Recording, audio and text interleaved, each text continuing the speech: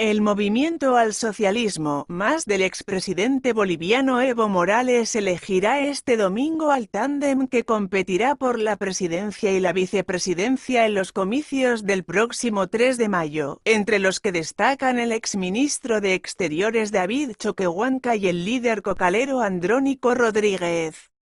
Bolivia está sumida en una grave crisis política desde las elecciones presidenciales del pasado 20 de octubre. Morales, que aspiraba a un cuarto mandato, se proclamó vencedor, pero la oposición denunció un fraude gigantesco que la Organización de Estados Americanos, OEA, vino a confirmar al detectar irregularidades en el proceso electoral. Morales dimitió el 10 de noviembre, poniendo fin a sus 13 años de gobierno, y partió rumbo a México, donde estuvo casi un mes asilado, antes de trasladarse a Argentina, donde permanecerá en calidad de refugiado con buena parte de sus antiguos colaboradores, incluido su vicepresidente Álvaro García Linera. El líder indígena se considera víctima de un golpe de Estado porque dimitió después de que las Fuerzas Armadas y la policía se lo sugirieran. En consecuencia, no reconoce al gobierno de Gina Ináñez, que ha tomado las riendas de forma interina. Más de 30 personas murieron en los enfrentamientos que se produjeron en esos días entre partidarios y detractores de Morales y con las fuerzas de seguridad.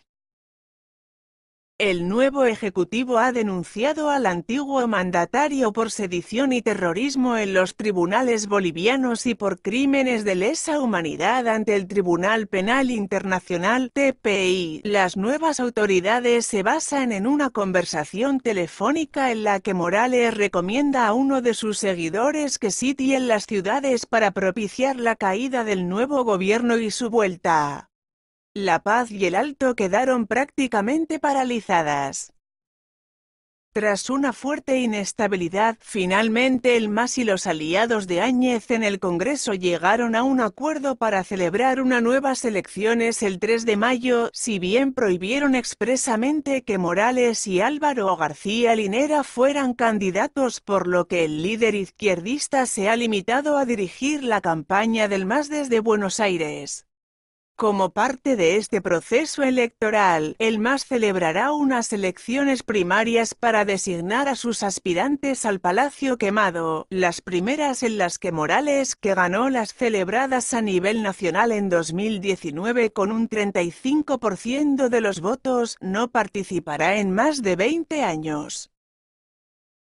El joven cocalero, el propio Morales, ha ido confeccionando con sus declaraciones la lista de presidenciables, entre los que se cuentan líderes cocaleros e indígenas, exministros y mujeres, aunque los nombres están casi decididos. Ha señalado directamente al dirigente cocalero Andrónico Rodríguez, a los exministros de Exteriores Diego Pari y David Choquehuanca, al exministro de Economía Luis Arce, y a la senadora Adriana Salvatierra. Cada uno tiene su propia cualidad, dijo. El pacto de unidad, que aglutina a organizaciones sociales de indígenas, campesinos, sindicalistas y mujeres, todas afines al MAS, ha apostado por Choquehuanca y Rodríguez como candidatos a presidente y vicepresidente, respectivamente. Se ha definido el hermano David Choquehuanca como presidente y, como vicepresidente, el hermano Andrónico Rodríguez. Es una decisión de todas las organizaciones, anunció el pasado jueves Teodoro Mamani, del Pacto de Unidad. De todos los nominados, la única sorpresa ha sido Rodríguez. Hace tiempo que suena como potencial heredero político de Morales porque tiene un perfil muy parecido, pero no se esperaba un ascenso tan rápido, habida cuenta de que el expresidente contaba con estar otros 5 años al mando. Con tan solo 30 años es el vicepresidente de la Coordinadora de las 6 Federaciones de Cocaleros del Trópico, organización sindical de la que surgió Morales. En estos días, se ha mostrado dispuesto a asumir el reto, admitiendo que hay que hacer autocrítica, pero decidido a defender los grandes aciertos de los últimos años. Choquehuanca, por su parte, ha estado siempre en las quinielas. Al igual que Morales, es un indígena aymara que comenzó en la lucha sindical campesina. En 2006 fue designado ministro de Exteriores, cargo que ocupó hasta 2017, cuando pasó a ser secretario general de la Alianza Bolivariana para los Pueblos de Nuestra América, ALBA, donde sigue.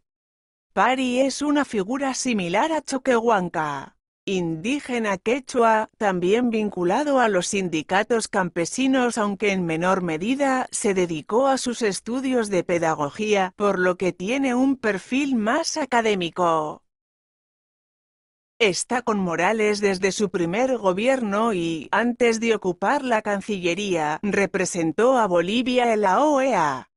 Arce, en cambio, destaca por su solvencia técnica. Ha sido el ministro de Economía de Morales prácticamente durante toda su estancia en el Palacio Quemado, salvo un paréntesis de año y medio. Desde la comunidad internacional se le señala como el artífice del milagro económico de Bolivia. Salvatierra, por su parte, es la única mujer en la carrera por la nominación presidencial del MAS. Al igual que Rodríguez, ha tenido una carrera meteórica.